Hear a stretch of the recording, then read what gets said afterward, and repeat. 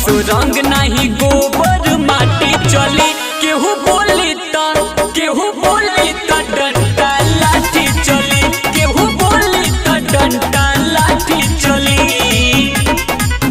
पूरा दिन दारू मुर्गा के पार्टी चली, पूरा दिन दारू मुर्गा के पार्टी चली। केहू बोली त डंडा लाठी चली, केहू बोली त डंडा लाठी चली।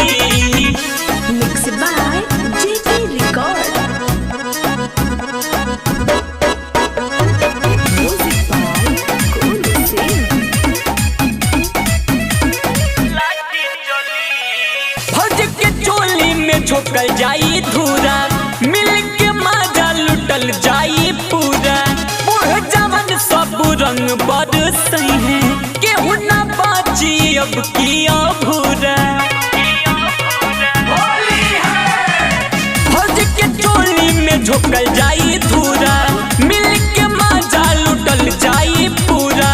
बूढ़ जवान सब रंग बरसई है, केहू ना बाची अब किया भूरा।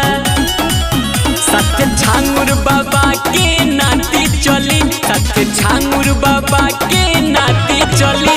केहू बोली त डंडा लाठी चली, केहू बोली त डंडा लाठी चली।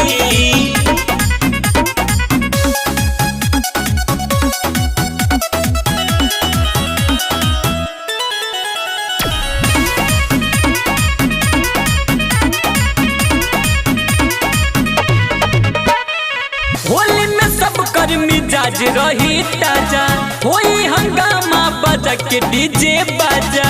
राइटर अजय बने भक्कू आइल, संदीप परदेसी पिया दिहले गाजा। होली में सब कर मिजाज रही ताजा, होई हंगामा बजा के डीजे बाजा।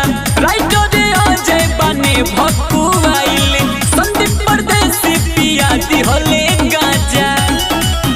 पूरा रात लवंडा के नाची चली, पूरा रात लवंडा के नाची चली। केहू बोली त डंडा लाठी चली, केहू बोली त डंडा लाठी चली।